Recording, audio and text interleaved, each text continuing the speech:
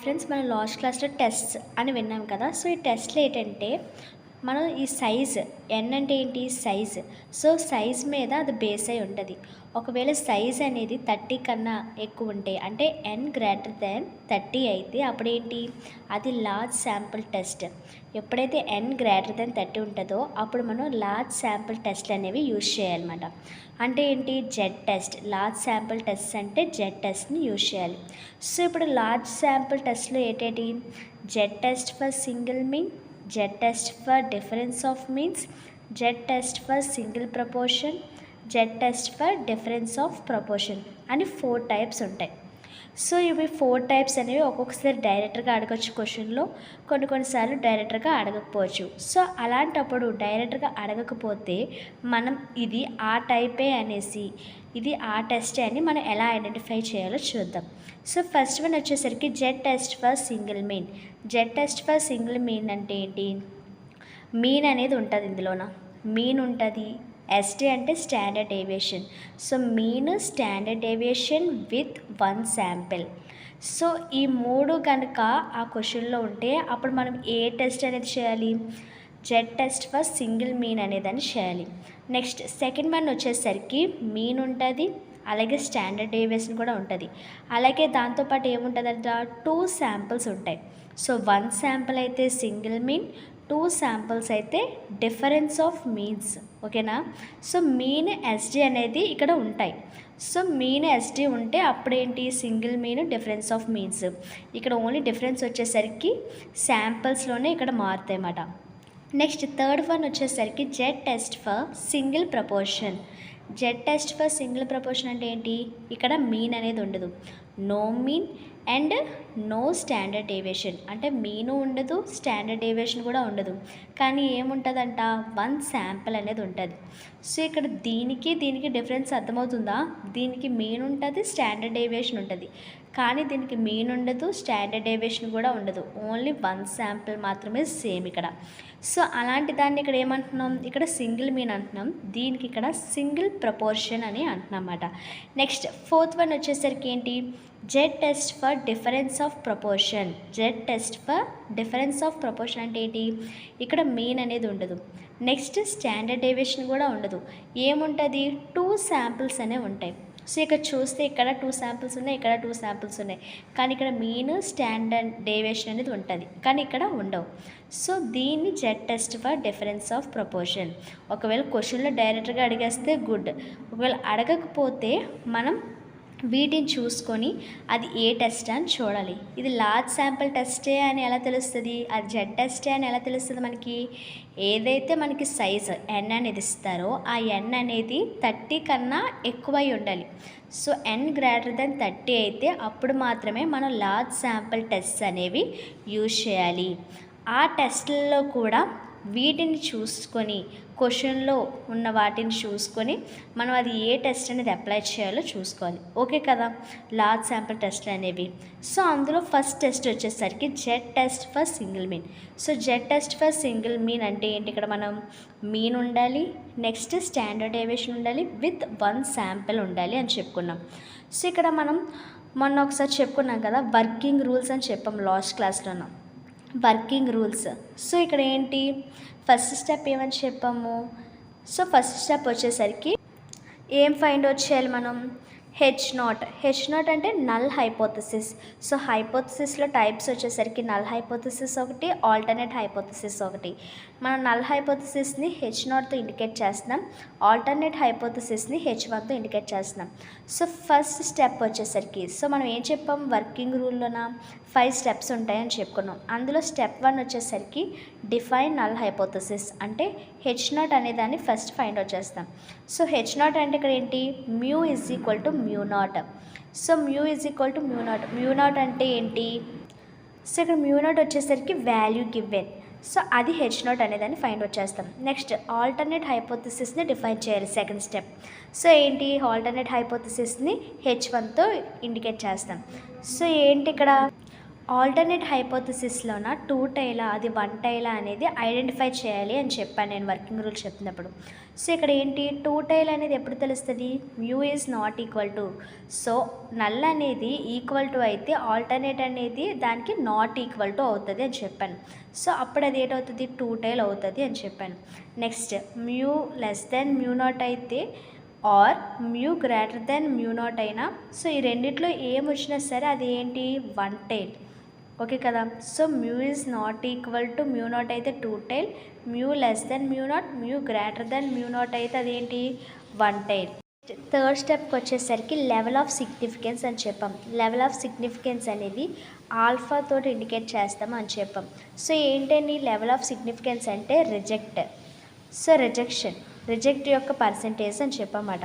So నేను మామూలుగా క్వశ్చన్స్లో ఏంటంటే అడుగుతారు 5%, 1%, 2%, 10% అని అడుగుతారు ఎక్కువ.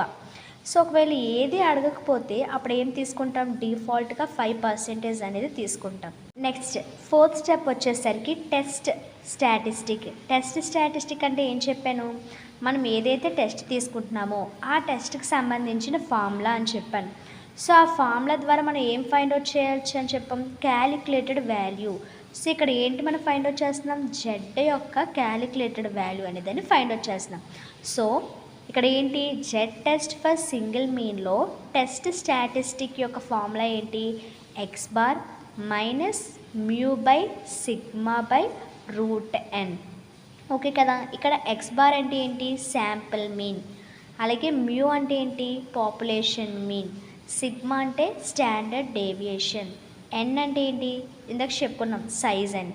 ఓకే కదా. ఇది టెస్ట్ స్టాటిస్టిక్ యొక్క ఫార్ములా. కన్క్లూజన్, ఫిఫ్త్ స్టెప్ కన్క్లూజన్కి వచ్చేసరికి ఒక టేబుల్ వాల్యూ అనేది ఉంటుంది అని చెప్పాను. సో ఇక్కడ ఆల్ఫా 2 టైల్ ఏంటి ఆల్ఫాని, 1 టైల్ని 2 ఆల్ఫాని తీసుకుంటాం. సో ఇక్కడ మనం లెవెల్ ఆఫ్ సిగ్నిఫికెన్స్లో 5%, 1%, 2%, 10% అని తీసుకున్నాం కదా. సో అవే వాల్యూస్ని ఇక్కడ మనం ఆల్ఫాలో తీసుకుంటాం. ఆల్ఫా అంటే అదే కదా లెవెల్ ఆఫ్ సిగ్నిఫికెన్స్ కదా. సో ఇది తీసుకున్న తర్వాత సో వీటికి సంబంధించిన వాల్యూస్ ఇవి. సో 5%కి 2 టైల్ అయితే 1.96, అదే 1 టైల్ అయితే 1.645. చూడండి ఇక్కడ 1.96, 2.58, 2.33, 1.645 ఈ వాల్యూస్ ఇలా ఉన్నాయి కదా. సో ఇక్కడ మళ్ళీ ఇక్కడ 1 టైల్కి వచ్చేసరికి ఇవే రిటర్న్ అవుతాయి చూడండి. 1.645 అనేది ఫస్ట్ వాల్యూ, 2.33 అనేది సెకండ్ వాల్యూ అవుతుంది. మిగిలిన 2 వాల్యూస్ అనేవి ఎంటీగా ఉండిపోతాయి. సో దీనికి ఇంకా వాల్యూస్ అనేవి ఉండవన్నమాట. సో ఈ టేబుల్ వాల్యూ అనేది ఉంటుంది. మనకి ఏంటి ఇక్కడ ఫోర్త్ స్టెప్ ద్వారా మనకి ఏ వాల్యూ వచ్చింది, క్యాలిక్యులేటెడ్ వాల్యూ వచ్చింది.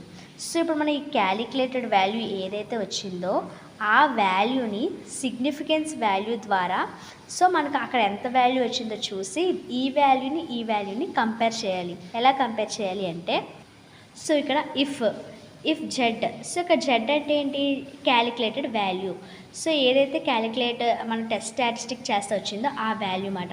So Z less than or equal to Z table value. So Z table వాల్యూలో ఏదైతే వాల్యూ ఉందో ఆ వాల్యూ అనేది అంటే ఈ వాల్యూ అనేది దీనికన్నా తక్కువ అయితే అప్పుడు ఏంటి యాక్సెప్ట్ చేయమంటున్నారు. దేన్ని H0ని యాక్సెప్ట్ H0 అంటున్నారు. దెన్ సో ఇక్కడ ఏంటి దెన్ యాక్సెప్ట్ H0 ఓకేనా, ఆర్ రిజెక్ట్ H0. ఓకే కదా. సో ఏంటి ఈ జెడ్ అనేది దీనికన్నా తక్కువ అయితే యాక్సెప్ట్ చేయమంటున్నారు, లేకపోతే అంటే ఎక్కువైతే రిజెక్ట్ చేయమంటున్నారు. ఇక్కడ రిజెక్ట్ H0 అంటే ఆటోమేటిక్గా ఏంటి యాక్సెప్ట్ H1 అనే అర్థమైందా. సో జెడ్ వాల్యూ అనేది జెడ్ టేబుల్ వాల్యూ కన్నా చిన్నదైతే యాక్సెప్ట్ చేయాలి, పెద్దదైతే రిజెక్ట్ చేయాలి. దేన్ని H0ని. ఓకే కదా. సో ఇది ఏంటి Z test for single mean యొక్క ప్రాసెస్ మాట. సో ఇక్కడ మనం ప్రాబ్లమాటిక్లోకి వెళ్ళిపోతాం. So problems on Z test for single మీన్లో ప్రాబ్లమ్స్ చూద్దాం. According to norms established for a mechanical aptitude test persons who has 18 years old have an average height of 73.2 inch with SD అంటే standard deviation 8.6.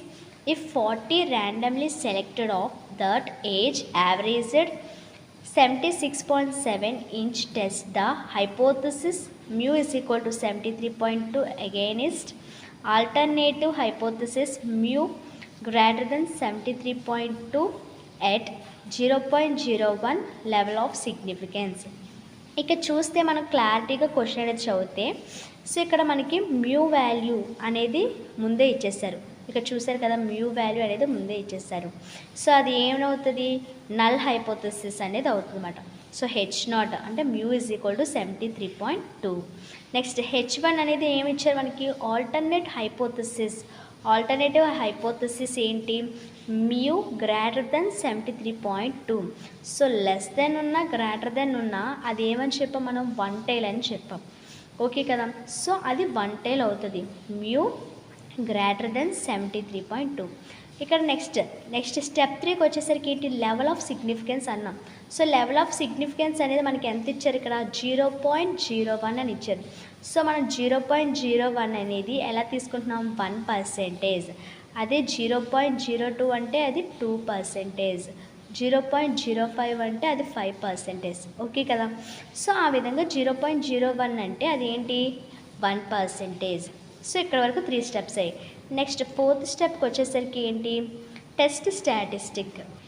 So test స్టాటిస్టిక్లో మనకి ఏ values కావాలి, so ఫామ్లో వచ్చేసరికి Z is equal to X bar minus mu by sigma by root N. X bar అంటే ఏమనుకున్నాం, sample mean. So ఇక్కడ చూస్తే క్వశ్చన్లో వచ్చేసరికి ఇక్కడ ఏంటి, 40 randomly selected of that age averaged 76.7. ఇక్కడ చూసారు కదా, సో ఇక్కడ యావరేజ్డ్ అంటే ఏంటి, ఇక్కడ 40 ర్యాండమ్లీ సెలెక్టెడ్ అంటే ఏంటి, 40 అనేవి ర్యాండమ్లీ సెలెక్ట్ చేశారు. సో ఇక్కడ 40 అనేది ఏమవుతుంది, సైజ్ అవుతుంది, అంటే n ఈజ్ ఈక్వల్ టు 40 అవుతుంది. సో ఇక్కడ మనకి n అనేది 30 కన్నా పెద్దదా చిన్నదా, పెద్దది. సో ఎప్పుడైతే మనం n అనేది 30 కన్నా పెద్దది ఉంటుందో అప్పుడు ఏంటి యూజ్ చేయాలి, లార్జ్ శాంపిల్ టెస్ట్ అనేవి యూజ్ చేయాలి. సో ఈ లార్జ్ శాంపిల్ టెస్ట్లోన ఏ డేట్ యూజ్ చేయాలి అంటే ఏ టెస్ట్ని యూజ్ చేయాలి అనేసి మనకి ఎలా తెలుస్తుంది. సో ఇక్కడ మనం చూస్తే మీన్ అనేది ఉంది, నెక్స్ట్ వచ్చేసరికి ఏముంది, స్టాండర్డ్ డేవియేషన్ కూడా ఉంది. నెక్స్ట్ ఏముంది, ఒకే ఒక్క శాంపిల్ ఏంటి మనకి ఇక్కడ 76.7, దట్ ఏజ్ యావరేజ్డ్ 76.7 అని ఇచ్చారన్నమాట. సో ఈ 3 ఉన్నాయి కాబట్టి ఇది ఏంటి, ఇది ఏ టెస్ట్కి సంబంధించినది, జెడ్ టెస్ట్ ఫర్ సింగిల్ మీన్కి సంబంధించిన ప్రాబ్లం ఇది. సో ఈ విధంగా మనం ఫైండ్ అవుట్ అనేది చేయాలన్నమాట, అది ఏ టెస్టా అనేసి. సో ఇక్కడ n is equal to 40, X bar అంటే ఏమనుకున్నాం, శాంపిల్ మీన్ అనుకున్నాం. సో శాంపిల్ మీన్ వచ్చేసరికి 76.7. నెక్స్ట్ మ్యూ అంటే ఏంటి, పాపులేషన్ మీన్. సో ఇక్కడ ఏంటనుకున్నాం, 18 years old have an average height of 73.2 అంతే కదా. సో ఇక్కడ మనకి ఇక్కడ 73.2 అని ఇచ్చారు, డైరెక్ట్గా ఇక్కడ చూసారు కదా మ్యూ ఈజ్ ఈక్వల్ టు 73.2 అని ఇచ్చేసారు. సో డైరెక్ట్గా మనకి ఇక్కడ మ్యూ ఈజ్ ఈక్వల్ టు 73.2 అనేసి వేసుకోవచ్చు. నెక్స్ట్ ఏంటి, సిగ్మా అంటే ఏంటని చెప్పాను, స్టాండర్డ్ డేవియేషన్ అని చెప్పాను. సో ఇక్కడ స్టాండర్డ్ డేవియేషన్ వాల్యూ కూడా వాళ్ళే ఇచ్చేసారు, ఎంత 8.6 ఇచ్చారు. ఓకే కదా, సో n వాల్యూ వచ్చేసింది, ఎక్స్ బార్ వాల్యూ వచ్చేసింది, మ్యూ వాల్యూ వచ్చేసింది, సిగ్మా వాల్యూ వచ్చేసింది.